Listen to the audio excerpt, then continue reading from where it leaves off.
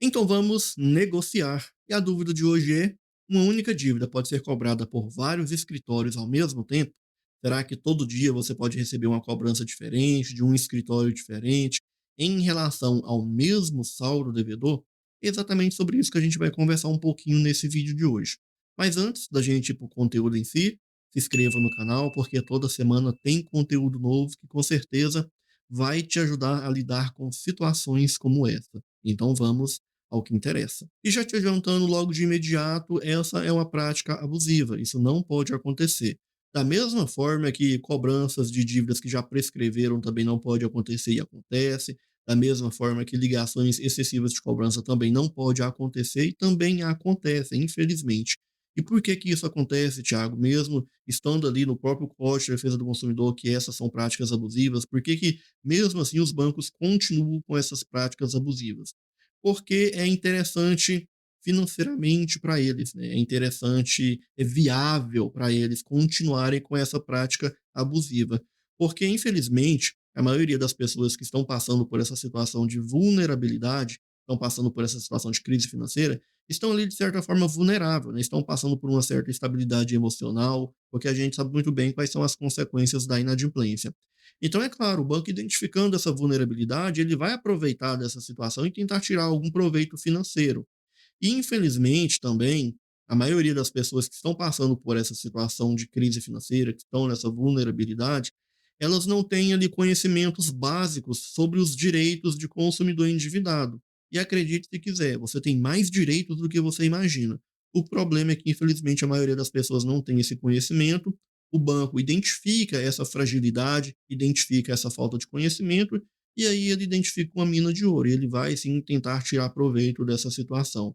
Então, por mais que 2 ou 3 pessoas tenham esse conhecimento, 2 ou 3 pessoas iniciem ali alguma ação para colocar um ponto final nesses abusos, de cada 10, 2, 3 fazem, né, 7, 8 não fazem, então é interessante para eles continuarem com essa prática abusiva, continuarem com esses atos que são proibidos ali de acordo com o próprio Código de Defesa do Consumidor. Então, de imediato, isso não pode acontecer. Uma dívida não pode ser cobrada por vários escritórios de cobrança ao mesmo tempo. Porém, é extremamente importante que você entenda alguns pontos extremamente importantes em relação à venda dessa dívida. Exatamente isso. O banco, ele pode sim vender esse saldo devedor. E eu separei aqui alguns pontos extremamente importantes para que você entenda melhor, para que você saiba se posicionar diante dessa situação. E o primeiro ponto super importante que você precisa entender é que o banco ele pode sim vender essa dívida para um escritório especializado em recuperação de créditos podres sem que seja necessário a sua autorização. Exatamente isso. O banco pode sim vender essa dívida sem que você autorize. O banco só precisa te informar sobre essa venda. Ele só precisa te notificar em relação a essa cessão de crédito, para que você saiba exatamente quem é que vai te cobrar, para quem é que você vai pagar esse saldo devedor. E por aí já começam os problemas, porque na maioria das vezes não há essa notificação, não há essa informação. Então, sempre que você receber a cobrança de algum escritório que você desconhece, solicite o comprovante dessa cessão de crédito, solicite o comprovante da venda dessa dívida, para que você saiba exatamente se esse escritório pode ou não estar te cobrando em relação a esse saldo devedor. Outro ponto extremamente importante é que quando o banco vende uma dívida, automaticamente ele vende ali todos os direitos de cobrança dessa dívida. Então, esse escritório que adquiriu esse saldo devedor, ele pode estar utilizando de todas as ferramentas legais para estar tentando recuperar esse saldo devedor. Então, ele pode sim estar negativando o seu nome, incluindo o seu nome ali no SPC, Serasa, ele pode estar protestando essa dívida em cartório, ele pode estar incluindo o seu nome ali na tão temida lista negra dos bancos. Tudo isso são ferramentas legais que ele adquiriu quando ele comprou esse saldo devedor.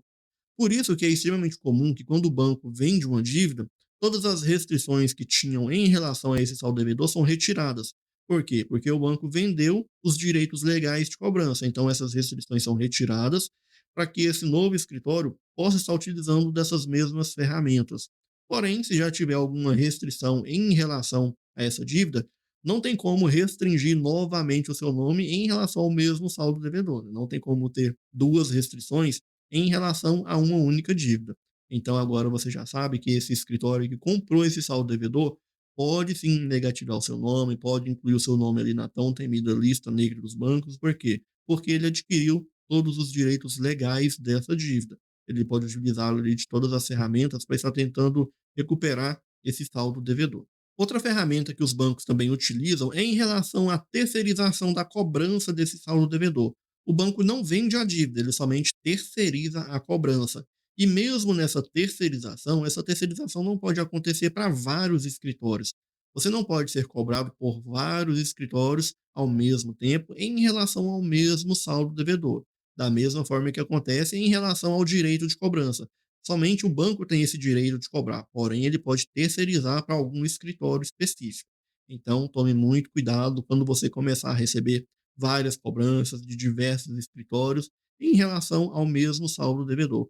Por mais que sejam práticas abusivas, sejam práticas ali ilegais, de acordo com o próprio Código de Defesa do Consumidor, são práticas que acontecem diariamente porque é interessante para o banco, porque infelizmente a maioria das pessoas não se posicionam em relação a essas cobranças. Outro ponto muito importante é em relação à prescrição da dívida. Quando o banco vende um saldo devedor, esse prazo de prescrição, aqueles 5 anos que começa a correr a partir do vencimento da dívida, ele não é interrompido, certo?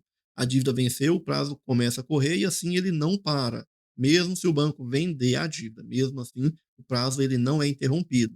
Somente se houver ali o protesto em cartório, aí sim, esse prazo é interrompido. Ou se acaso o banco iniciar uma ação judicial de cobrança, o prazo prescricional também é interrompido. Enquanto esse processo não for solucionado, essa prescrição nunca vai chegar ao fim. Então, tem esses detalhes também em relação à prescrição da dívida. E se você ficou com alguma dúvida em relação à venda de dívidas, em relação à cobrança, deixa aqui abaixo nos comentários que vai ser um prazer te ajudar em relação às suas dúvidas. Se você gostou do vídeo, curta, compartilhe e não se esqueça. Se inscreva no canal e ative o sininho de notificações. Te vejo no próximo vídeo. Até mais.